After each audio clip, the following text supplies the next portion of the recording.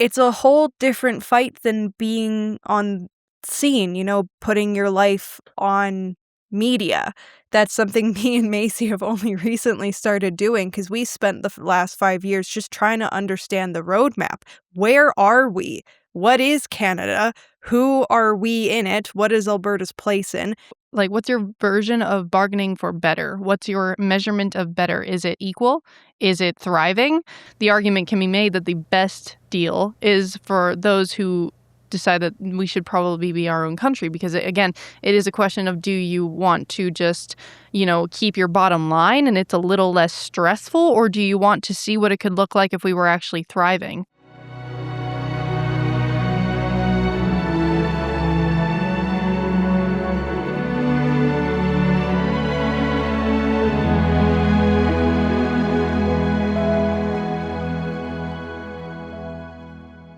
Hello, everyone. Welcome to the Critical Compass. I'm Mike, and this is James. As always, we are here with the Holmes Sisters, with Madison and MayCee Holmes from At Home with Holmes.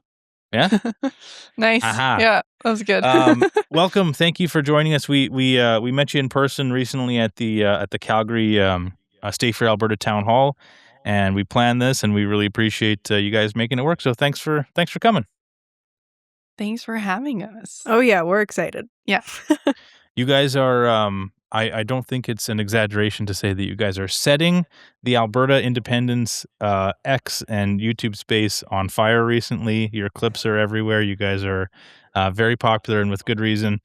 You fill sort of we were talking about this before we hit record. You guys sort of fill an interesting demographic that is maybe a little bit publicly underrepresented in the Alberta independence movement, of like specifically women, but specifically young women. And so maybe you could start us off by just sort of introducing yourselves, how you guys got involved with this space at all, and then sort of what it's been like for you in the last few months, kind of being kind of one of one in this movement so far, or two of two, as it were.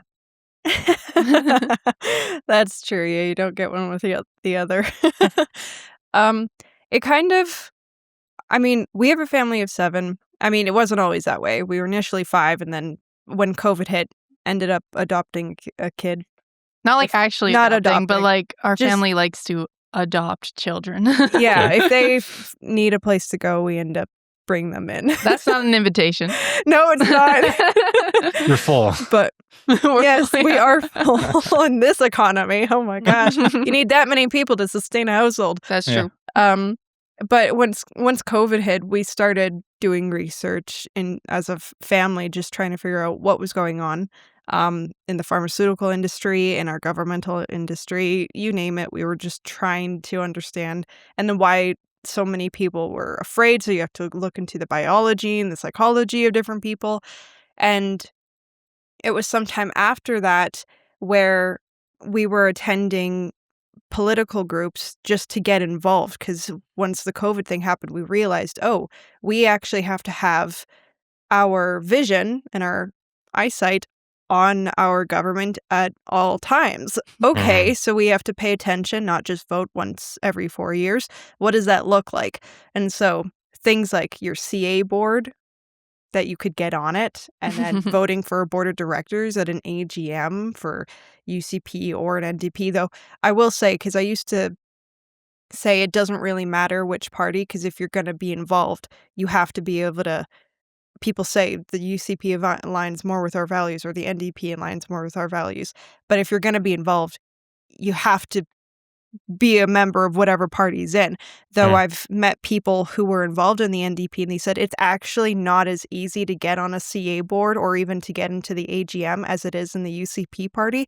They actually make it easier for the grassroots people. So I thought, okay, that's something to consider. So if an NDP government had gotten in Alberta, maybe we couldn't have gotten as involved as we are now. And so that's something that is always interesting to look back in hindsight. But we went to an Alberta Prosperity Project pancake breakfast at the Ranchman's. And it was because we were, again, just trying to garner information, and we heard this was a thing. And we went, what the heck is this about, Alberta separation, independence? And this was prior to us realizing the history of how long Alberta was actually trying to gain more equality, like what Quebec has had. I didn't know about the Alberta agenda, anything like that at the time. But it was after that event where we realized, oh, there's a lot more to learn about Alberta as a people, and then what we can actually do legally to gain more independence. Hmm. So it was this simultaneous as we were getting more involved in things like the UCP provincial politics. You'd figure they'd be completely opposed because that's how it's painted now. Provincial politics, UCP, you have to be opposed to Alberta independence. They're not the same thing. It's like, well, surprise, surprise, it's not. Mm. And that's what we learned because we grew up with both. Yeah, I'd say she answered that question. Perfect. And then so now that you've been involved with it for a few months now, kind of as the movement has started to pull itself up a little bit and become more mainstream. I mean, we're being talked about and slandered on the news every day now, it seems. How has it been for you guys being being that, you know, different demographic that, people wouldn't look at you and say, "Oh yeah, these two look like Alberta separatists." How has that kind of felt? It's funny because the online realm is atrocious. So some of the trolls out there are definitely not being so kind to us. And it was funny, there was one in particular insult that just got me, which was saying like, oh, a couple of homeschooled winners. And I actually took that as a compliment because I'm like, man, I wish we were homeschooled. Right? Because I'm like now starting to understand that self-education is a way better route than letting the government or the state that's trying to co-opt you and trying to essentially kill you, they are not going to teach you how to overthrow them. So I'm like, oh, that would have been better. But in terms of the overall, lots of people have been surprised to see a younger demographic for sure, and some that are in favor of separatism and Alberta independence are obviously happy to see the demographic. They do particularly take an intrigue as to what about our generation needs to kind of hear. Like, what do they need to hear in order to, be potentially persuaded to the idea of independence? And I think that the thing that is separates us from different age demographics, particularly just older ones, is that they will get caught on the idea of, I guess, the Canadian identity. And so they think, well, I love being Canadian and I am Canadian. So it's really hard for me to, cross over that mind gap into, whoa, becoming independent. That's insane. But for our age group, I can speak for myself where that's not really I don't think that that's something that hits home for us. The idea of, oh, being a Canadian, because we're young, so already we're like, we haven't been it for long compared to others. And then also, I think that the way things are going economically is what I think is a strong persuasion to our demographic, because Maddie and I do lots of work and with our family on like the brain and hemispheres and such. And so we did like an entire book study on the Master and his Emissary, and it was us deep diving into that work. And what we found was like those who I guess are in their sort of teenage years that are in their more self-centered states, if you will, they have their left hemispheres in the prime of their development. And what we know about that is that the left hemisphere, it wants certainty. And in order to do that, it has to make things fixed in time. And so the right hemisphere would be responsible for expanding and keeping open views, open-mindedness, but also just keeping a larger picture in mind because it needs to keep in context time. But whereas the left hemisphere, it panics, its primary modus operandi can be fear-based. And when that happens, it squanders time and it squanders your ability to make critical decisions. We saw that even with COVID. So what I'm finding is that because our demographic is still in the prime of our left hemispheres developing, and not a lot of people know that, we do centralize around convenience and we are panicked. And I think that that's something that is unfortunate, but I think that the premise with Alberta independence, that was such an appealing one because we were learning about equalization, because I didn't know about it. And then we were learning about just, so the best, like, I'd say the best thing that I've learned from this idea of Alberta independence was it's been the best thought experiment that I've ever really had to go down thinking about. And I think that most people should be thinking about, because now you're getting into the idea of what does a prosperous country look like, period. But you're working with the context of our country, obviously. Or sorry, with our province, wink, wink. But we'll release this episode in 10 months and leave that edited in. Boom. I made a prediction. It's gonna come true. So I think that if we start to think about what does a protective country actually look like in a successful, thriving one, that's what's been the best part about this. And I wish that we were being taught in school, and, even kind of like baselining it towards the idea of the American system of economics and all of these different, all of these things that people are worried about as well, like balkanization, or what about the U.S., or what about geopolitics, right? Foreign interference, all of these things, technocracy. All of these things are good considerations. And so even for those that are, I guess, opposed to the idea, I'm quite happy for them to be when they ask, critical questions instead of pertaining to the original contents of your question, being trolls and calling my sister and I like homeschooled whores or something like that. Sorry, that was really long-winded. No, that's good. That was an interesting thing that you point, like calling it a thought experiment, because I remember we weren't homeschooled. We did go through the standard Alberta curriculum, even online schooling, and some people conflate online schooling because we did online high school. It's not the same as homeschooling, because homeschooling, you can pick your own curriculum. Online schooling is just the Alberta curriculum online. Mhm. And so we also went to a Calgary girls charter school. It's in Calgary, and I remember it putting us through those very thought experiments where they would say, okay, if you were to make your own country, and so they put us in groups and they had us create our own utopia. And asking kids to do that when we have no context and no experience, Right. but we think we do because we're young, and then you give us a couple pages in a textbook that make us think, yeah, we know how to run a country. Meanwhile, when you look at all of the youth that we've talked about and met at these events that are already on board, the reason they're on board is because of what MayCee alluded to, the very practical economics of the situation. One girl said, she was very, very liberal. She was wondering to herself, why do people hate Trudeau so much? Because he has nice hair. She could care in the least. But once she had to pay for gas, once she got started adulting. Adulting is what she called it. And then she got a fiance. She thought about, okay, kids in the future. She said, oh my gosh, do I want my kids learning what I learned in school? All of those things, the future potential, that's what started, because you start to realize, and that's where a lot of kids are at in our age group. They're realizing where things are now, their future potential is very minuscule. And there are tons of young men that have said they're so upset with the older generations looking down saying, back in my day, because there are individuals that I've heard say, look, if I take me as I work now, as hard as I do with my work ethic and my character, put me in your day, I'd have 4 houses, not 1. But I can't even afford one because of today's day and age. And so a lot of youth, they aren't concerned about the identity. You don't have to strip down any of the facade about what Canada is or what it isn't.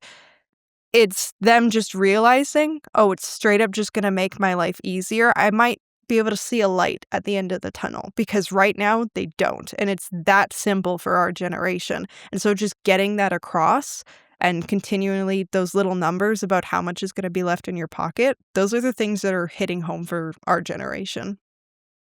I guess it depends if there's a scapegoat involved, because there are people, I 100% agree that's how you would start in convincing people who have spent less years on the earth, so they have less years in a firm identity, but at the same time, their snapshot of the world can also be like summed up in you have these little pillars that almost these little archetype of stories that people are drip fed as you kind of get a sense of like, well, what was the world in the last 100 years? And you've got like this bad man did this bad thing and this country did that. And that's why we have these rules.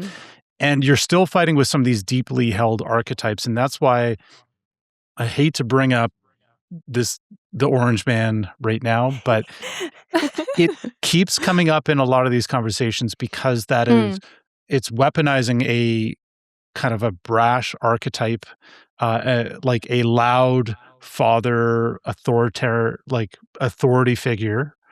And in the case of a lot of what I'm getting the sense is that there's people, a lot of these younger people, they are more akin, they still have the potential to direct this fear and anger towards a scapegoat like that. And that's the risk, especially coming out of COVID, is I feel like we have to understand that people have like multiple years of brain damage from this event. And I joke about brain damage, but I would actually say there's some trauma. Yep. There's some, like, there are people that are not the same. You lock people indoors and you have this fear-mongering messaging for that many years. And then you sell them these solutions. You've essentially, by all means, like, demoralized them and said, we are the authority that you need to follow. And that's a hard thing to rewire. But I think the hope in what you're describing is that even to fully talk about independence, if you can keep it away from these talks about Trump or talks about these, like the traitor aspect, and if you get down to the actual, like, well, if you get down to this, like the foundational level of like, well, what is Confederation? How is it supposed to work? What does it look like when provinces are working together? Like, what would a healthy, functioning Confederation, how would that actually function? How would that actually work? And then compare it to what we're seeing now. And then people have questions like, well, what about equalization? You still have to dispel these myths. People say like, well, no, everybody pays the same taxes. There's the same percentages. And then you have to say like, well, Alberta on a whole is a net contributor. But they'll say things like, no, Alberta government doesn't pay equalization. Like, yeah, they don't write a giant equalization check. It's summed up. It's like money laundering. So like you get these surface level things. We have to unpack them in every single case. But I think the project itself will start revealing some of these layers if we can get past some of those first gut reactions. That's a good point, because even me and MayCee, I mean, we're blowing up on media now, but we've been in this since COVID. So it's been 5 years minimum for our family, just trying to. But the thing is, when you're gaining knowledge, it's a whole different fight than being on scene, putting your life on media. That's something me and MayCee have only recently started doing, because we spent the last 5 years just trying to understand the roadmap. Where are we? What is Canada? Who are we in it? What is Alberta's place in? What is Calgary in a municipal board? How many councillors do I have to vote on? All of those things, and then searching up the research into, even like you alluded to with COVID, how much research we had to put in and still have to put in to figure out the stupid gene therapies. Okay, because that's still going on. There is a real downstream effect of those. And so the whole battle about what you're talking about, those scapegoats, in order to combat any one of them, you have to be really educated. And education takes time. Reading takes time. We're blessed to be able to listen to as many podcasts as we do, because we have an accommodating job where we're not on the rigs. We don't have to listen to our men, be wary of 30 different hazards at all times. So we've spent the last couple years on the back line just trying to gain knowledge. It's a quiet deal. But it's put us in a position now where if a youth or somebody else had a question, people do, all the skeptical people, that should be skeptical. I mean, the COVID happened because we weren't skeptical as a society, so I will never necessarily get mad at another skeptical person. We're supposed to ask questions. Those questions are now arising, but because of all the time we've put, even though it has been on the backlines, we're in a position where now we can answer them, and we can do so with patience and respectability, and even that's a skill, because one thing you alluded to, James, before we hit record was the fact that all of these events and podcasts like this, they're tools. We're trying to give people and the average, that's another reason why having so many canvassers, just plebeians going around to their neighbors, the more canvassers, the better, because it's in the individual conversations. You guys know at least 70 people that me and MayCee could never know, and vice versa. Mm. And so all these events and these conversations are supposed to give tools about how to talk to people and how to share the information without projecting your values and projecting your ideology, because everybody has one, just in order to meet people wherever they're at, because some people have scapegoats, some people think, and that's on both sides, including with the orange man bad type thing. I mean, you get orange man bad, and so, don't want to be independent. And then we get, bloody love the orange man. He could never do any wrong. Have to be independent. And I wouldn't necessarily, I like to pick the middle road. That way I can see things from both sides and try to build the bridge where if you're a bit extreme anywhere, you can't really find it. So yeah, those are problems, which is why education is probably the most important thing, which is why I like the town hall format, because it's not just an echo chamber rally cry. It's here's some information, and you get so many different people that are signing even the petition for so many different reasons. Some people want it just for the negotiation's sake. They don't even really, they're hoping for the better deal.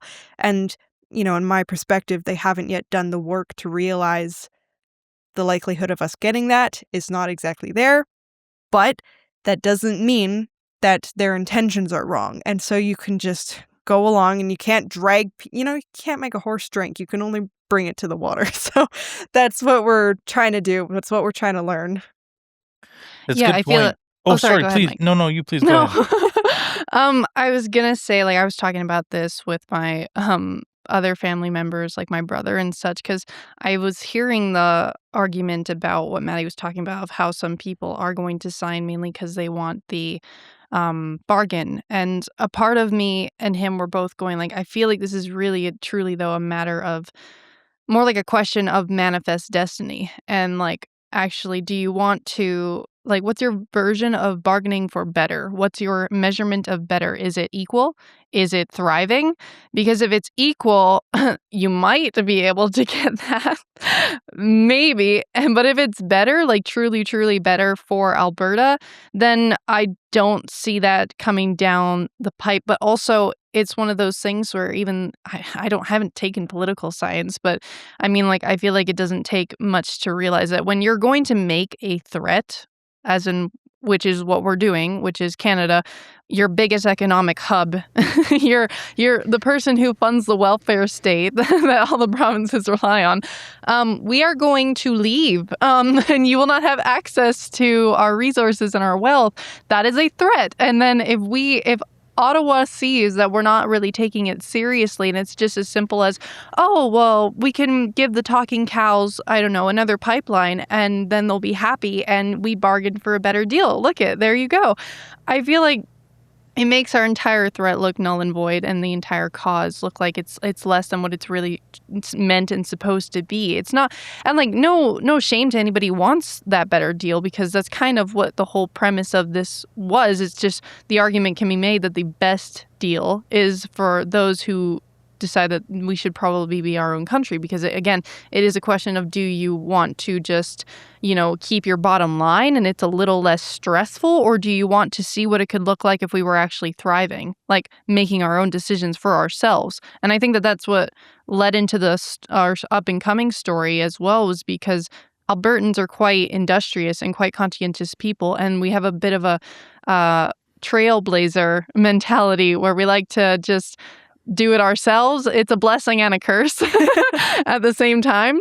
But because we have that, I think a lot of Albertans are curious as to what that might look like. And so far, we've been, using the not just whimsical fantasies, but also just straight up facts, data, plausibility to say, no, this actually could end up far better than any of us have actually been able to imagine. And then lastly, to add to the scapegoat comment as well with, I guess, like Trump bad and all that fun jazz.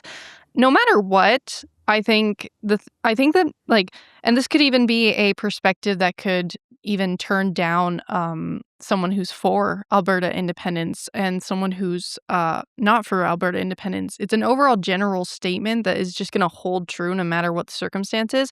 If we became independent, we would still have to deal with bad actors and foreign interference and any. It could be Orange Man bad. It could be any person, X person bad. It doesn't matter. And so whether we're in Canada or out of Canada, but I feel like the difference here is that we get to be our own negotiators now. And if, as Maddie said, we are an educated populace, because I think it was Benjamin Franklin who said, it's a republic if you can keep it. And if you can keep it, that's the entire journey of knowledge that you need in order to vet these persons to deem them bad, quote unquote, right? And even then, two things are true at the same time. There's always this person you deem as bad. Maybe they are in some regards here, maybe not in others here. Are you looking at the people around them and such and such? And so if we were going into Alberta becoming independent under, I don't know, the Joe Biden regime that's going on in the United States, a lot of people would be like, "Ooh, that doesn't seem like a very good idea."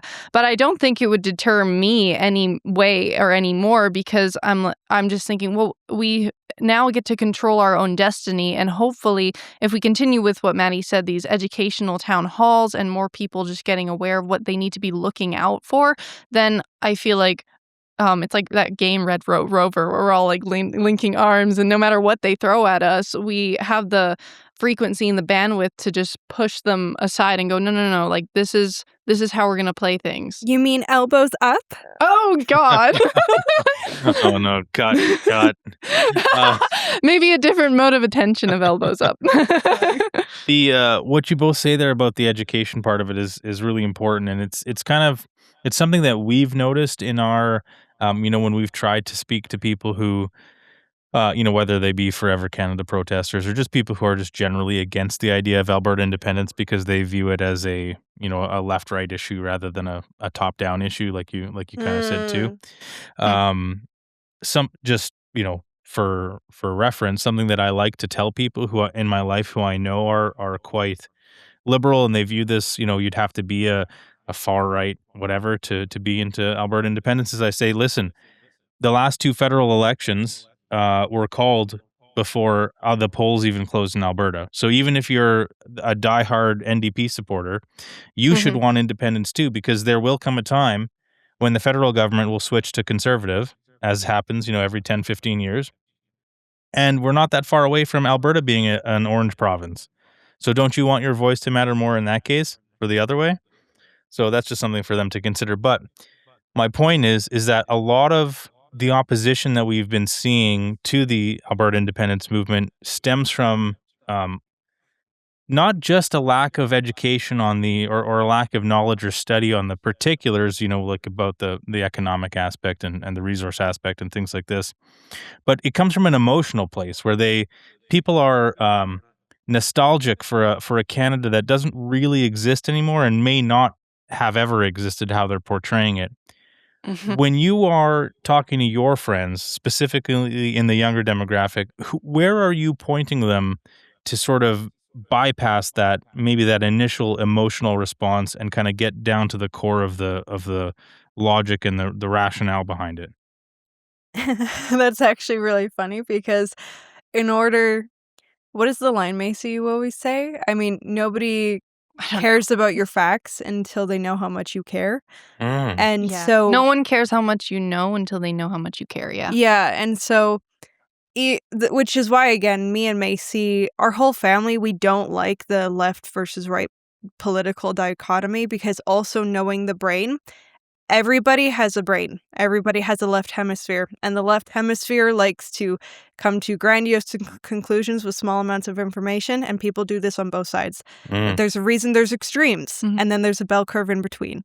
And so when it comes to the conservatives, they like to claim, oh, we're so factual and we don't care about feelings. Facts don't care about your feelings. And it's such a catchy slogan. And we've had it on cups. But when you actually watch yourself interact with these people, when a protester is in front of you, you don't hit them over the head with the Independence Bible. You don't do that. You ask them, why are you here, and what are you worried about? And you wear your heart on your sleeve, and you treat them like a normal human being until they show you that they're not treating you like a normal human being. Then, all bets are off. But till that point, you treat everybody with good faith. And so the people that are looking at Canada with a nostalgia, and we did an interview with a young gentleman from after the last UCP AGM, and he's not for independence. He said, I agree with Danielle Smith and in a united Canada. Govern Alberta within a united Canada. Yeah.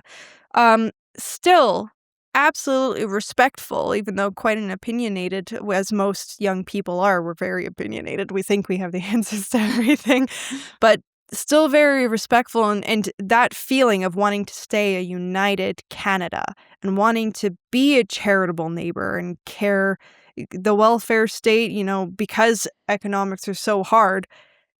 Canada needs our wealth more now than ever because things are so terrible economically. And so the answer isn't to talk about, I find anyway, if I were to tell them, and I haven't thus far, oh, this is how poorly and how victimized Alberta is. You have to understand we are victimized more than the rest of Canada. I don't think that's a good approach thus far, the poor me, poor me. Maybe it went well for Black Lives Matter, but I also think that was more funding than it was real messaging, to be frank. But going towards them saying, if you're on a crashing plane, you put your own oxygen mask on first, otherwise you can't help somebody else. If you're dead, you can't save other people. And I think Alberta would be in a better position to help whatever Canada is, because a lot of people, especially there are people that are in the middle and they can't get rid of Canada. There's the delusion of what they think Canada is, but then they saw the trucker convoy and they go, oh, I can't leave Canada. Look at that. Look at all the Canadians. Look at how everybody came together. And you saw the Quebecers and the Albertans both holding flags up together. And they go, is that not what Canada is? And it's like, perhaps it was at a point. Perhaps it still could be. But if you look at how reality plays out, we would be in a better position to help whatever it is that you want. Like I said, your priorities, you have more money in your pocket to put wherever it is that you believe in. We could make a Good Neighbors Act, do a form of our own. The thing is, equalization right now as it is, it's not consented. We don't get to pick the numbers, the percentages, none of that. And so we're at a detriment because of it. Just because we go independence, as MayCee said, just in a divorce, you're not obligated to hate the other person. So even if we leave... I didn't say that in this podcast. No, she said that. Said it, yeah. Yes, another podcast. So we don't...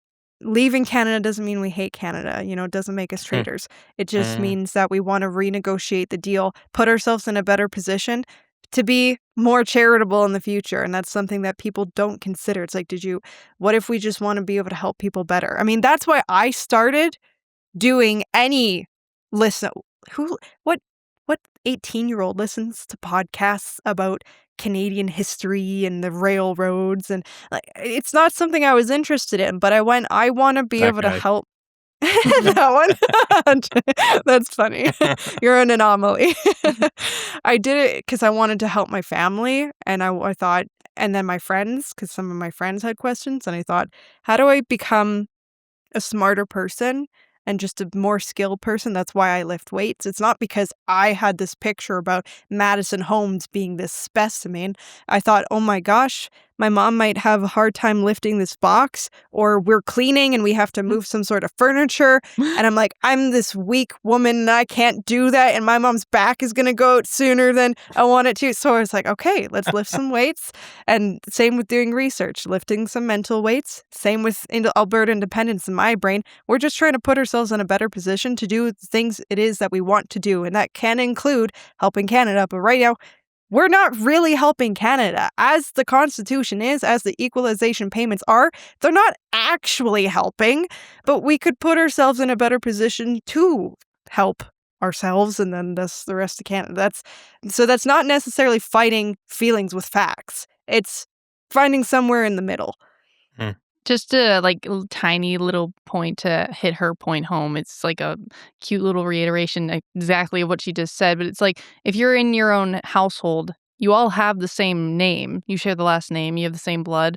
Blah, blah, blah.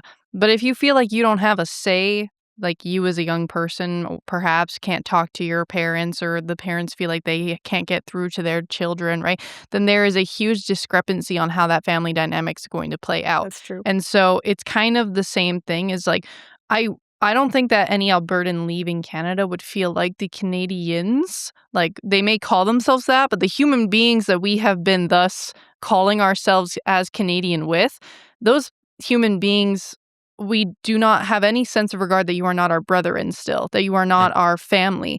It's just, as Maddie was alluding to, and in the analogy, it's just we don't feel like we have any sort of voice, and we literally don't, as we've seen with the number of seats that we have and the representation in the Senate and the House of Commons. We just don't. And so we feel like there is a discrepancy in the family unit. And so if we can kind of take the reins a bit ourselves and feel like we have that individualization, which I think any person would understand and respect, is this is a matter of trying to determine our individualization again, then we can be a bit, as Maddie said, a good neighbors act. We can start making those decisions of okay, I can breathe now. So what do you need? You know what I mean? I'm not suffocating anymore. Right? So there's literal statistics, even environmental stewardship, that only goes up when your overall prosperity as an individual and a household goes up. So, I mean, we need to economically, and our energy and our production needs to go up before we can think about being more charitable and more hospitable towards the environment, let alone the rest of our neighbors. Right now, people might call us, you're the big bad bully and you're trying to pull. It's like, well, maybe we'd be less of a bully if we could, like MayCee said, breathe. And right now we can't. So just give us a minute to recuperate, and then maybe we can come back around. Well, you can dispel some of these claims pretty quick with the claims of Albertans being victims. And that's a little bit different than saying, oh, poor us, we need this from you. Give us, give us, give us. That's a completely different scenario than us saying, we want to live our lives. We want to thrive. We want to work. We want to be able to chart our own destinies. And we want to not be restricted in that process. So can you let us do our own thing so we can thrive and contribute to the world? That's a different mindset. That's not a victim mindset. And what you're describing with your family and yourselves of, you're keeping yourselves physically and mentally healthy. You're seeking new information. You're growing. And that's a contrast to a lot of people who have come to a lot of their ideas through osmosis, where they were just absorbed from the people around them. They never actually critically examined any of their core pillars. And not everybody wants to. No. But it's even this idea of what does it mean to be Canadian? I have two thoughts on this. And one of them is that right now, Albertans are actually trying to keep a traditional Canadian spirit alive. What we'd say, that pioneering spirit, that part of the Canadian identity lives in a lot of these Albertans more than it does in other people that are so quick to disparage Canada. So you have the mention that from Trudeau that Canada is a post-national state with no firm identity.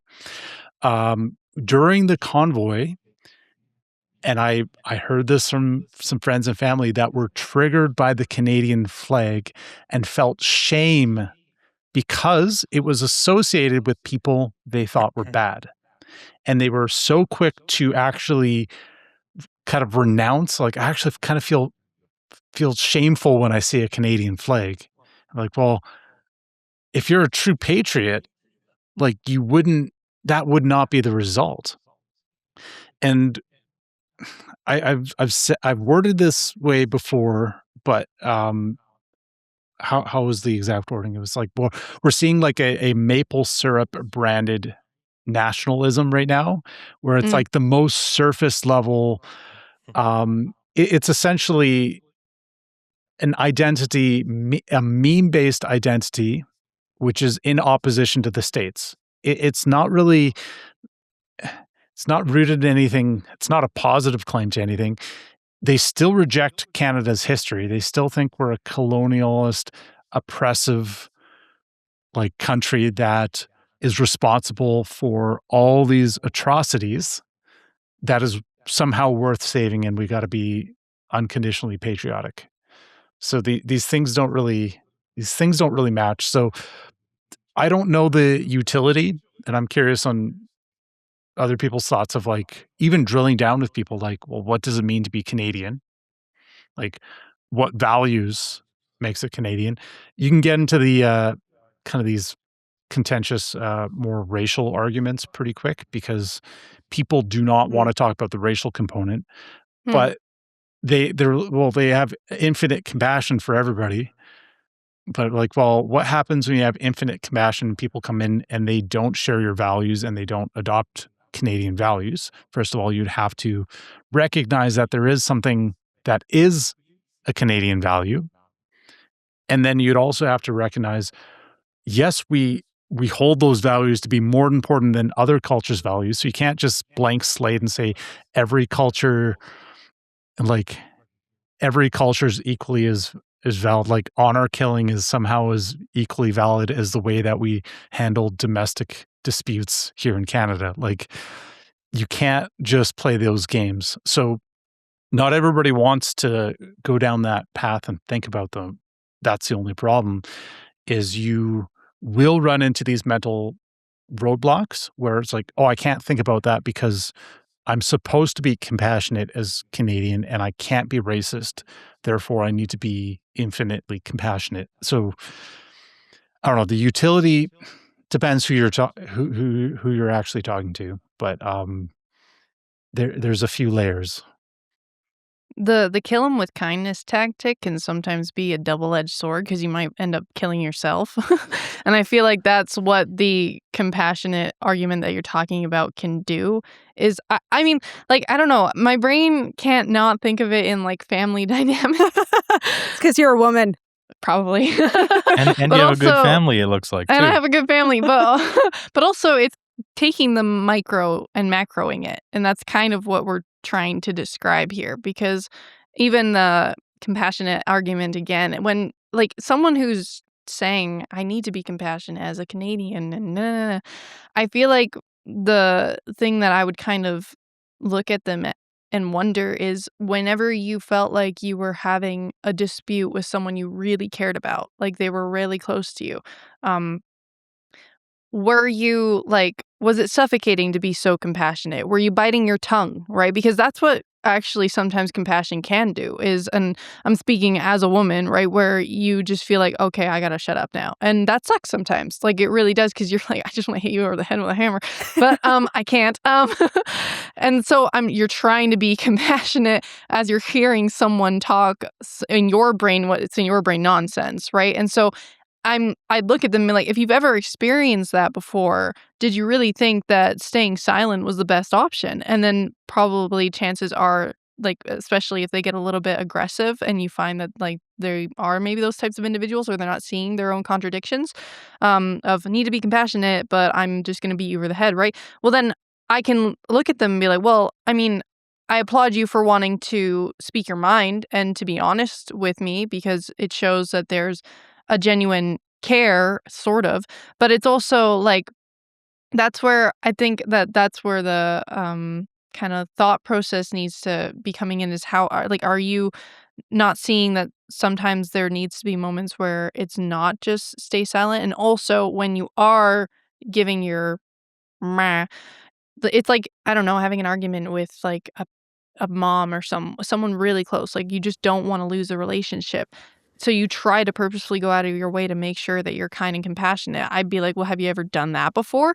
And if they're like, well, yeah, sure. Well, then it's like, well, then I'm not asking you any differently. And sometimes it's one of those things where it's a marathon, not a race. I feel like that's actually been the biggest, like, bigger picture on my brain on the micro to macro is on the macro, and then I'll micro it. On the macro, it's not a race, it's a marathon. If we did get independence, like, it requires a lot of different tiny little steps in order to even get to potentially that result.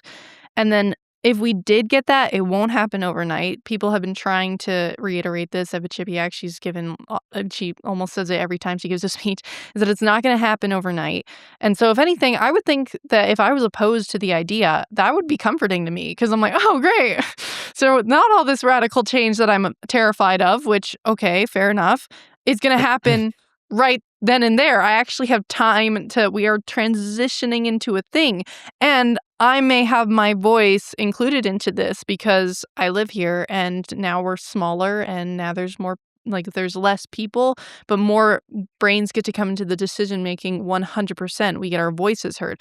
Now for the microing of that, I feel like it's the same thing is you just have to, I feel, and it sounds so, like, stupid, but it's like if you are just treating them like they're a human being and you're not being an asshole and they're not being an asshole and they see that you're listening before, like, and this goes left and right. If you just be quiet and just listen to them, then they see that you're listening and they see that you're that type of person of, like, and they might not, like, consciously know that, but over time you're building that rapport and then they see that, okay, you're coming in slowly with just tiny little things because truth takes patience. And I think that that's also a valuable thing is, again, like, race, not marathon. So then you have that time to just plant your little seeds here and there, but now you're really starting to play the long game of trying to figure out a valuable process, because if it's worth something, it's going to take time. And you're not going to rush into it. Remember when I was talking about, like, the left hemisphere thing and the fear base, and then it makes you feel like you need to rush and make a decision right here, right now. I feel like that plays into a lot of our decisions, especially the important ones. So if anything, we should be affording ourselves more time.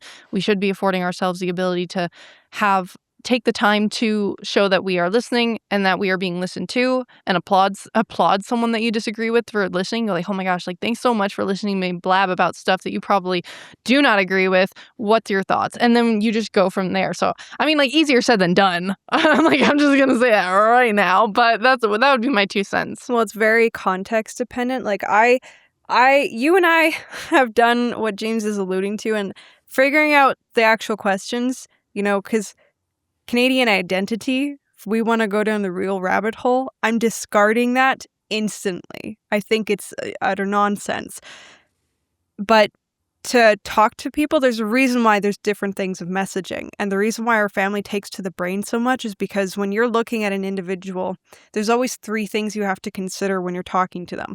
One is their hemisphere proclivity. Are they a bit more left or right hemisphere proclivity? Everyone has one.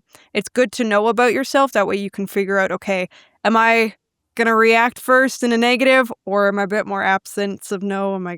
So there's that. There's your gender, because male-female dynamic, different hormones, definitely going to change how you're going to approach it. And then the third way is age, because depending on how much experience you had in life will also depend on, dictate how your reaction is. And the message for independence and what is Canada, honestly, talking to as many, when I do see a young woman at these Alberta independence events, praise Jesus. How, what, where, when, why. And so me and MayCee actually connected with a couple, and we're going to interview, do some shorts, figure out what got this young lady here, because that's not common. It's much easier, I find, for the young man to jump onto the independence board because, gun rights, private property, stuff like that, very simple things you can get on board with. But for women, and then young women, but even women generally, the Canadian identity thing or the gun rights, know the statistics about where Canada has been and the historical figures, being politically involved, what the politics have really shown, they could care less. But talking about their grandchildren and how that's affecting them, or maybe the tuition that you've been saving up that still isn't going to go half as far as you want it to. Messaging really does matter. So even though people like us have been spending the last couple of years doing hours upon hours of research, and we could go down all the rabbit holes that people seemingly don't want to go down. Everybody is at a different stage, and that's not to say whether they're right or wrong. It's like everybody should have the information. I'm not going to say that they shouldn't go get the answers. There are answers out there. There still is a truth. There still is historical context. Go find it. But some people have their own priorities depending on where they are in their life. The best thing you can do is just meet them where they're at. Because that's all they're going to give you anyway. And if you're going to try and get something more, or give them something they're not asking for, it's like, well, you're not going to get very far. So even though I agree with figuring out what actually is Canada, there are answers out there. Not everybody is ready, and you don't get to pick when people are ready. That's why context is so important, because the way you're going to get to a woman is not the same way you're going to get to a man and then a young person. And so all of this is stuff you have to consider. You have to treat everybody as an individual by individual basis, because, well, we're individuals and we each have our own stupid matrix about how our brains click. Yeah, it's really true. And that's something that I think that our modern context has sort of removed from. People don't really default to that anymore because so much of our interaction, our social interaction, is online based now, and it's much easier to be very short and kind of mean and swear at people and call people names through a screen, thinking you may never meet them, so you can kind of let these baser emotions out. And of course, obviously, we're guilty of it too. Like everyone's guilty of it. The way that you talk to people you don't know, strangers online, is like, Right. we would all be horrified to do that in person to anyone, So That or you present yourself as way cooler than you actually are. yeah, that's way easier to hide too. Yeah. But so yeah, it is sort of I guess it's sort of a dance. It's sort of um a nuance. It involves a level of social acumen that not everyone has, and you see that very clearly in a lot of now maybe in the last 5-6 years, there's a lot more leftist protests than there are right-wing protests, just because of how the culture is right now, what the cultural zeitgeist is. But you see a lot of these, a lot of sloganeering, a lot of chanting, a lot of, three-word repeatable phrases and these types of things that really eliminate nuance from the discussion. And what you guys are talking about is so important because that is truly the only way. Like if you're approaching somebody who thinks that in order to be an Alberta separatist, not only do you have to be a traitor and you have to be committing treason and you have to be a far right extremist and you have to be a Trump, like all these layers of like, hold on, like let's pump the brakes here. This is actually a very like, let me explain why your life will be better if I get my way. Like that's hard to, and part of the reason why it's so hard is because people. I was talking to James about this the other day, and I'm curious what your thoughts are. Something that I've noticed in a lot of debates, specifically online with younger people, is that people are so afraid to give even an inch in any sort of debate interaction. Like if somebody's trying to apply the Socratic method to them, like, what do you think this, or do you think this is true? They can kind of tell where the questioning is going to start going, and so they shut it down immediately and they pretend they don't understand what words are, because they know that if they allow themselves to go down this road of Socratic questioning, their pretty flimsily held idea is going to be exposed. And so I'm curious if you sort of encounter that in your discussions of people who just sort of either pretend to not know what you're talking about, or they're just so resistant to the idea of having their minds changed that they sort of force themselves into an intellectual position that is very rigid. Is that too much of a question? No, just thinking. Maddie, do you want to go first with that? Well, I can. It's funny because we've recently started going over all the Socratic and Platonic dialogues, and we've heard And they're absolutely worth the read. But it's funny, we've talked in my household about the effectiveness of them. And because you can get the people, there are some people where you can start using the Socratic dialogue and it's completely over their head. You know, you're asking this, you ask one leading question and they go on and go on and go on. And the reality is, you know, they don't. I mean, you could ask them a million really deep questions and they'll give you answers that they think are deep back. And it's going nowhere. I've had that before. Yeah, oh my God. we've had those where you think you're going somewhere because they give you this answer. They just take every question you want to give them. It sounds like they're being open-minded. Meanwhile, no conclusion comes from that. Yeah, it's just words. Absolutely just words. We've also had that scenario where people can... And this is why scripts, and again, nuance is so important because the Socratic dialogue can still be treated as a script. It's still a formula on how to talk to somebody. And so, although I value questions, and questions are a great way to get people thinking, if you already have the answer in your brain and you're ready to hit them over the head with it, people can feel that, okay? Like, we resonate. You know, there is a real truth to people emitting frequencies, not in the sense of the crystals and the stars are going to tell me what my fate is and all that jazz, but there is a real resonance to truth. That's why people say, oh, it's the ring of truth. There's something we literally do resonate with, and when you are being inauthentic, someone will feel it. So if you're doing a leading question and you're trying to lead them somewhere, some people are skeptical enough and paranoid enough, they're going to be like, you bastard, and then they won't want to go there with you. So sometimes have the still get the knowledge, do all that jazz, but it's not always a matter of trying to do a script. And because that's the thing that's also hard about online is that you can type and backspace as much as you want until it's perfect. Conversations do not go that way. And that's the one thing, even about Socratic dialogues. I appreciate the wisdom about the questions and getting the paradoxes, because the reality is truth is largely a paradox and there's contradictions and hypocrisy in almost every individual.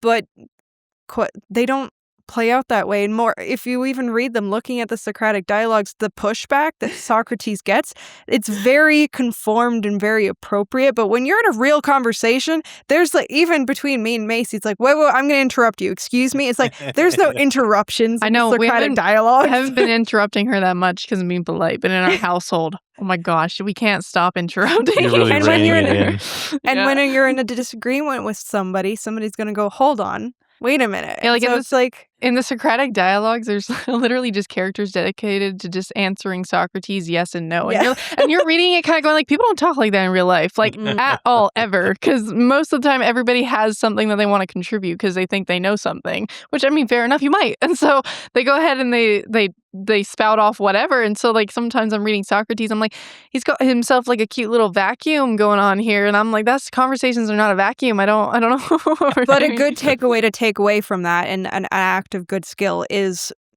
from the Socratic dialogues. Maybe you can't do leading questions and it's a bit hard for you. Reiterating what somebody says. So if somebody tries to explain their thought process to you, verbally say, okay, if I'm hearing you right, you're saying, and then reiterate it in your own words. That's very powerful. If you've misrepresented some form or you got it, I mean, all of those clarifications, that also forces a person to hone in and concise their thoughts, because now you are trying to pinpoint it. So it is a bit of a left hemisphere sort of thing, but you know, there's usefulness to that, to go, okay, is this what you mean? Is this what, hence MayCee earlier, she alluded to, some people want the better deal. So by better deal, do you mean you want Alberta to be equal? Yeah, I want Alberta to be equal. Okay. Do you know what it would take in order for us to get the same equal immigration plan as Quebec? Do you actually know what the steps are to get that? Like, assume that being equal is a great intention. Just assume their intentions are absolutely pure gold. Sure. Okay, how do you think we get there? Then it's like, oh, well, we could do this. It's like, okay, but did you know that we have to do that to do that? Then things kind of go further from there. So it's like you're asking them to tell you rather than you telling them, and it resonates differently. I have like my 2 cents to add on to that. Because so sometimes the way my brain works is I think I was saying it before we pressed record, where sometimes I can make someone's argument better than them even making it towards me. Like I can go like, oh, I could have stomped on myself way better than that. Like, and so I feel like when when I'm doing that, I'm putting in thought as to like I'm genuinely trying to understand this person as if I was them. So if there's someone that's like, why, if they say Alberta independence seems very drastic, it seems very extreme. Is there no other way that we could have done this before jumping the gun into that? And I literally will think, is there no other way we could have done this? And so then I was like, could we had not, done some sort of referendum on changing the formula for the seats, right? So representation reform. Could we have not done that? And that was just an idea that like came in my head.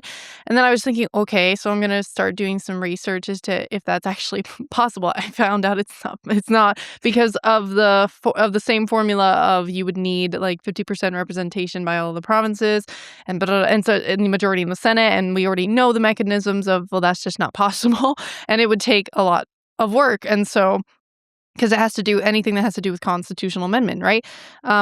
So okay, I was like, okay, so that doesn't work. So I actually am, when I'm faced with arguments from people, trying to genuinely give them what I can, based on like what I don't know. So sometimes if I'm like, oh, I actually don't know, maybe it's like, well, could you get back to them then?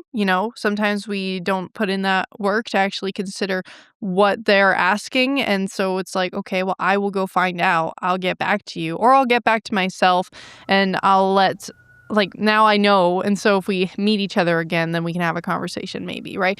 And I feel like with, I guess, the Socratic dialogue and all of that, Maddie's not wrong. Repeating what it is that they said is a good method as well.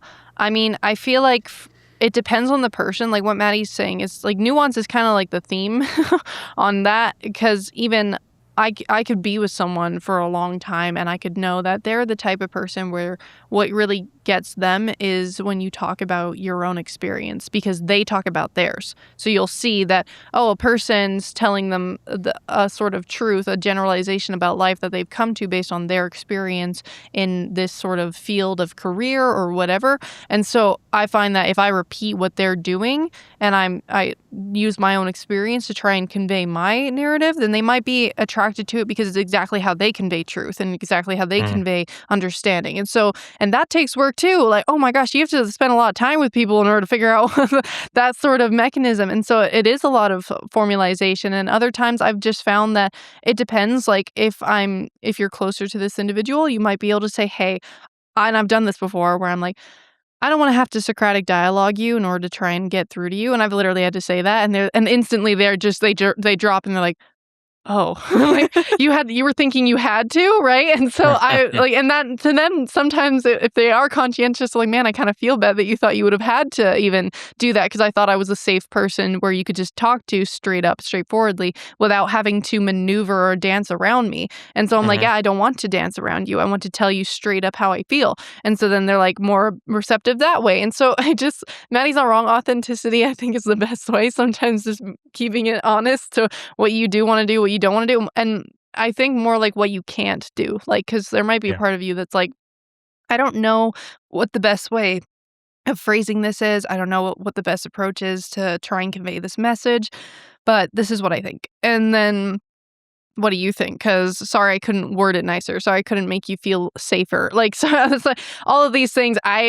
It sucks, but here's what I got for you, and then you just see if they're receptive to it. Of course, and I'll let James jump in here after, because I've talked a lot, but I think that's what you said is so important. In order for people to feel comfortable with you, they have to believe that you understand where they're coming from, and even if you don't agree where they're coming from, but if they feel that you get them, then a lot of guard drops. And I think probably the best Socratic methoding, the best when somebody applies the Socratic method in the best way, that is what they're doing. Is they're trying to drill down. Why do you think that? Okay, this is the answer you gave me. What led you to that conclusion? How did you get here?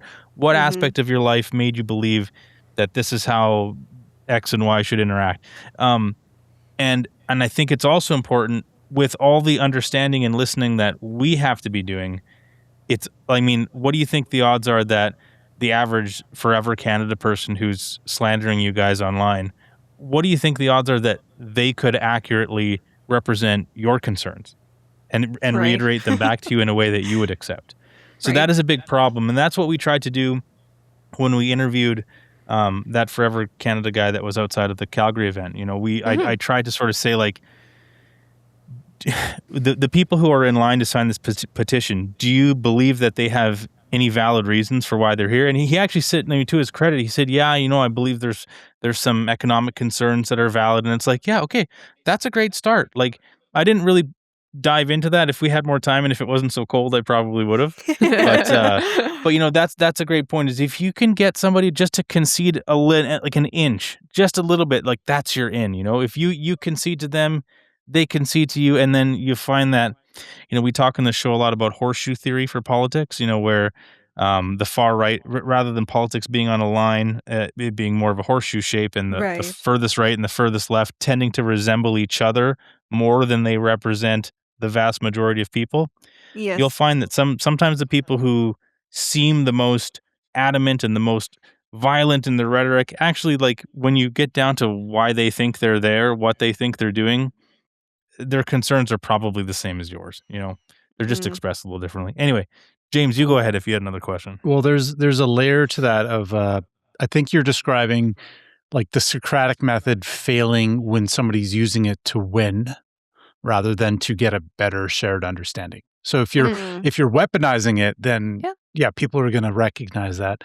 It also depends if it's one-on-one versus if there's people there listening. That's a different dynamic, because Yes, again, if you're not trying to win, if you treat it purely as an intellectual exercise of trying to find out if their reasons for believing something match up with their actual evidence or what their thought process is, the one person that you're asking those questions to, their logic may fall apart, and they might not be happy. They might be a little bit agitated, but the people listening, or the ones that are watching later, etc., those are the ones you might actually have the most impact on, because you're seeing maybe somebody has like their emotional investment in that position doesn't actually match up with any of the reasons that they have. So it's like a house of cards, it's crumbling down. So I feel like the awareness to know which battles, like, you're picking your battles, you're not trying to win everything, you're planting the seeds. Maybe that person goes back home and they're frustrated. It's 2 months later, and maybe they've shifted their views on a couple of those things. They're probably not going to do that instantly the day of. Like, how many times have you done a 180 on a single subject all in one day? Like, these are shifts. They are incremental. It takes work. And so I'm going to let you in. I don't know if you know this about Mike and I. We are former recovering leftists, more not like left leaning. We were both in the arts. Sorry, Mike's just like, yeah, we were. we were liberal musicians from the city. Oh, I didn't know that, actually. So sorry to interrupt. Keep going, James. that adds to the that means I'm not just joking. I'm not making this part up. So yeah, no. But to go from that and being surrounded by people that believe a certain way, and also for myself, politics was something I didn't engage with that deeply, and I had ideas about the world. And I thought, like, oh yeah, conservatives are kind of greedy and bad, and like, maybe we should have more social programs. We just dump more money. Like, at one point, I did have surface level views on things because I didn't go as far deep. And I feel like now I can look at somebody else that has those views, and I don't treat them with the same. I don't think of them as like a dumb idiot that like is beyond hope. That like, I'm not gonna just demonize them for that. Like, I do see the potential in a lot of these people. So I'm hoping that these conversations, they plant some of the seeds, or the people witnessing, they're seeing these things unfold, and it's those people that you're convincing. So it is we are playing the long game. Though maybe when it comes to September, we can't play the long game in September. But for now, we can play the long game. Well, I mean, even like I like how you're saying that sometimes it's the audience that's watching. And it was funny, our mom was doing her Facebook battling online. And that's kind of the funny part too, is when people don't feel like they have much of an emotional attachment to it. So they're kind of just an observer and they're like, yeah, what's going on? They're reading the comments and they see some of the perspectives being presented. They might be the very people that you're trying to actually persuade, and you may persuade besides the person you're actually like one-on-one battling it out with. And so it's a great point, because even the conversations that are had, the person that you're directly engaging with, you're right, when they're in a public setting. That's why even our brother is funny, sometimes he'd be on like a work site or something, and this works generally actually with men, is just the example of like, okay, if instead of like calling out the boss in front of all of the guys, they're not gonna like that at all. You just like bring him to the side and say, hey man, and then you just have that, and like they're not gonna know you went out of your way to do that to make sure that he doesn't get embarrassed.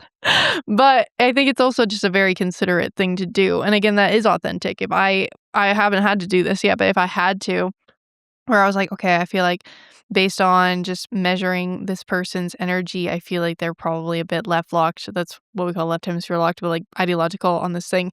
Then I might be like, okay, hey, like come over here so we can just hear each other and talk in private a bit more. And then they might be like, oh, okay. And if they ask why, or maybe they don't ask why, I just say, so I did this so that way you and me could just try and have this conversation to better understand each other. And then boom, you might get into that. I don't know. I've never tried it before, but it sounds like a good method. Sounds like you'd be good at it. I don't know. And I do mean to bring this back to the brain. One of the things that we've learned because we've also talked to, we interviewed an individual named Morgan, and he was at the event. Rebel News interviewed him as well, and he signed. And when we first met him, I'm pretty sure he wasn't on board for independence, thought it was some, a very whimsical idea. It's not reasonable or approachable, yet he was still very, very educated on the problems that were happening with Canada.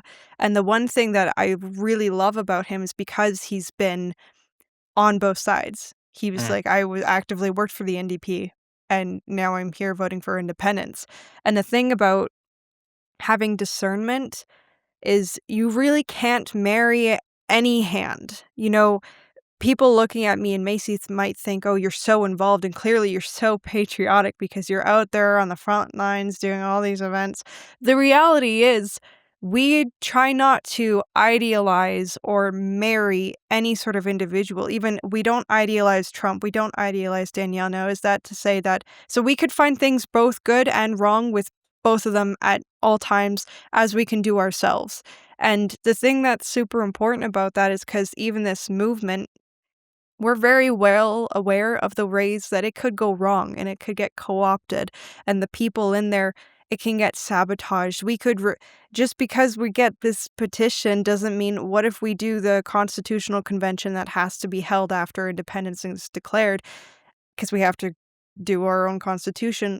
What if we end up repeating half of the mistakes in the current confederation? And so even though we are taking steps, we are not delusional that this is a perfect plan, because it's run by people and people aren't perfect. It takes work. And so anything that we do and anything we listen to, any person we talk to, including the own ideologies we hold it with very open hands, because it's like Princess Leia said, the more that you tighten your fingers, the more planets will slip through your fingers. And so you try and do that with everything in life. Solid. You try and do that with people, ideologies. If you find yourself so passionately, and it's not to say don't do anything, because that's not what that means, but when you find yourself feeling like you want to take somebody and snap them like a glow stick and shake it till the light comes on, you need to look at yourself, because something in your brain is so married to this idea. You need to play it out almost as if you have OCD, obsessive compulsive disorder, and all the people that are so fearful of whatever the paranoid and scenario that could happen. What if it happens? Play it out. What if it goes wrong? Can you live on anyway? And so doing that exercise with your own brain, when you find yourself so married to something, you need to look at yourself and go, what in me needs this to happen? And do I really need it to happen? Or is this just my comfort zone? So that's why we so value the brain, because then it brings everybody back to an equal playing field, because the problem is in your own skull. And because there's so much more of the world than there is you really need to understand your own brain. If it's the only thing you have control over in life because you can't control the rest of the world, at least attempt to control your own brain, if nothing else. There was our dad has talked about this before, and I think it was the what's it called? Unscrew the News guy that was just interviewing people online, and he stumbled across our parents.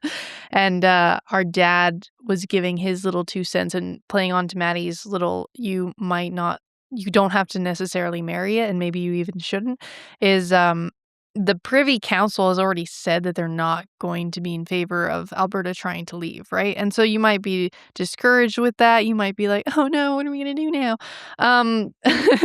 But it is one of those things where, okay, it's kind of like, I forgot what I forget the year, but it was the September address, and I forgot who it was who was giving it, but it was just, I think during the Patrick Henry Patrick speech? Henry The speech during the Virginia address. Virginia address, yeah, during the American Revolution. I think. 1776 Yep. or 5. Yeah, she's got it. There we go. But anyways, I just remember the speech. And in the speech, though, he goes down talking about how they tried every single avenue that was thrown at them in, I guess, the sort of democratic / to the book way of how to try and fight this beast, which at the time was the British Empire, which FYI is still the British Empire. And so they went down every single avenue that was laid out before them. And this referendum is still us going down the avenue that has put down and put forward for us to take by the same people that are trying to squander us, might I add. So we're still doing this thing, though, and some could say that's foolish. Why would you play Sun Yat-sen's Art of War? Why do you fight on the battlefield that is set up for you by your enemy, right? But we do. And so I think, and so this plays into the, like, not necessarily married to it. It's one of those, if this doesn't come through, and if this doesn't, it fails, essentially, this specific avenue, as did all the other ones when the same entity that they were fighting as we're fighting today, if that doesn't come through for us, right, then it is kind of a bit of the William Wallace, like, they may take our lives, but they'll never take our freedoms type of thing. Then come and get it, right? And it's one of those, but you can't say that we didn't do every single thing before we got to this point where, okay, now you just have to come and take it from us, right? Because we're not budging. And that, to me, is, some could say it's foolish. Some could say it's admirable. Regardless, it's happening. And regardless, we've been doing it. And so now we're going to find out what that entails and if it does succeed or not in the way that this avenue has presented to potentially succeed or not. And then if not, then I guess that is one of those, well then, yeah, come and take it. Well, I love that dynamic between you two. Sorry, James. I just got a comment on that from Madison. The, like, know your mind, and take these fears to the logical conclusions. And then MayCee's like, or then come and fight me for it. It's a really good. That's a good. You guys are good for each other. Dude! Oh my god! I love that you said that. Well, I wanted to say one thing that you particularly, Madison, touched on was 2 important points. I don't know if you guys know much about cognitive behavioral therapy, like CBT. That's kind of what you mentioned made me think of that, where you, like, if people, if you're catastrophizing something, the best thing you can do for yourself is take your fears to their logical conclusion, and you'll find oftentimes actually it's not all that bad if your worst fears come true. The second thing you said reminds me of a common refrain amongst the Stoic philosophers, like the Marcus Aurelius and things like that, with the worry about what you can control and don't worry about things that you can't control. That's oh just my God, that little prayer. Yeah, God help me, Grant me the serenity to accept the things I cannot change, courage to change the things I can, and wisdom to know the difference. I love that prayer. it's perfect. It's so good. And I can't remember who it wasn't. It wasn't Aurelius. It was somebody else. But he said basically you can exist in two states. You can exist in a state of worry about something that you can control, that you have control over, and if that's the case, then why worry about it because you have control over it? And then the other state is you can exist about worrying about something that you can't control, and again, what's the point of worrying about something that you already know you can't control? So in this case, because now you suffer twice. you suffer twice. And yeah, so either way, regardless of what the scenario is, it doesn't really do you much good to just sit there and worry about it. So James, go ahead. Yeah, Mike, I'll give you the closing. I'll let you wrap it up after these thoughts. But essentially, what you're describing is we're going through every single avenue that we can, following the process. And if our thesis is correct that we are in a corrupt system, that by going through this, even if we fail, it's essentially proving it in real time. Like we're getting real-time evidence, real-time examples of exactly how corrupt and how broken the system is. And this is where maintaining that little bit of stoicism, we want to become the change that we want to see. And we also don't want to feed in and become the meme of independence that we're being labeled with. We're being smeared with all these are hateful, traitors, and they only want this and that. And sometimes us reacting, essentially just we are giving enough real-time examples to prove to people that we are the thing that they are accusing us of. This is where essentially, if we're rock solid on our vision and we're pushing forward and we're positive at these events and we're getting footage of people being regular people, having a good time, we're doing the peaceful thing, we are building community, we are building the momentum at a grassroots level. And then we're getting just this demonization, but if we keep cool, we keep the course, then we've got everything on our side. They've got nothing. And more, the harder they push, the more the system will reveal itself in the process. I feel like that was a good closing statement. That's pretty darn good. Well, guys, what we usually do to close the show is we ask our guests, is there anything that we didn't talk about that you wish that we did? Well, if there is, you can just have us on again. Well, we certainly plan on it. Yeah, well, that's great. Where can people find you guys? Where are you most active? We'll throw your socials in the descriptions and stuff, but if you just want to shout it. Yeah, we have the link tree, which kind of has everywhere that we are, because some people prefer Spotify, YouTube, Rumble, Substack, Word, all of those places. Buy me a matcha. We don't drink coffee. Yeah. Matcha's healthier. If people didn't know. Otherwise, yeah, that's our link trees. You can find and pick your own preference, because wherever you are, we want to be. Yeah. Perfect. At home what a time with to be alive. Holmes. At home with Holmes. Yeah. Do you guys are you going to be attending any events are you guys in the Calgary area? Is there anything coming up that you'll be around? The answer is probably yes. Yeah. But our schedules off the top of our heads are so I don't know, Maddie, that is there anything that you have in mind specifically? Well, there's one Friday happening. We'll be there. We'll be in Castor near February. We're going to be on the Sean Newman podcast coming up also in Cool. February. So, Yes. just if you want to see more of whatever nonsense me and MayCee have to offer, that's why you go subscribe, because we're going to pop up somewhere that neither of us thought we I would would. say, for reference, probably because Stay Free Alberta has been posting a lot of locations of events and stuff, I would say if anything happens to be popping up in the Calgary area, you will more than likely find us there. So yeah, that's what I can say for some reference. Here's my question. Okay. If Edmonton has an event similar to the Big Four? Will you come down for that? Will we see you there? If we're asked to. I mean, we have family in Edmonton and Sherwood Park, so it's not It's a good out of the realm of excuse because possibility. Mike and I are here in Edmonton. And if we do it, like if Edmonton holds an event of that size, like I feel You like should probably be there. it's a rivalry. Like Edmonton's going to try to one up Calgary. I'm like, oh, you only had 4,600 people. Like, yeah, we can do better than that. And they'll let's bump it up by a couple thousand. So We're absolutely here to support Edmonton. I mean, we grew up in Sherwood Park, and we went down for the ledge grounds when Mitch asked everybody to go there. We went down when the little tractors did their little protests a couple of years ago and did the ledge grounds. So we've done that before. Now that you've put it on our radar, the answer is probably yes then. Yeah. Hell yeah. yes. We Okay, would good. totally Proceed. support Edmonton and a giant rally. That'd be great.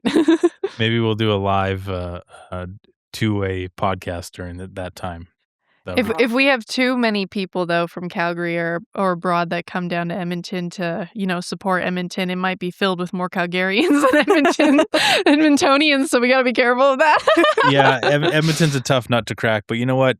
We got we're working on it. We're working on it. James got some promising, some hopeful footage. So, hey guys, we super appreciate it. This was so fun. You guys are great. I've said it before. I said it to you in person, but we are excited to watch you guys blow up and eclipse us in subscribers and views and all that. And we'll be cheering you on the whole way. So just don't forget about us little guys when you guys get famous, and we'll have you on again, hopefully sooner rather than later. No, I honestly say the same thing about you guys.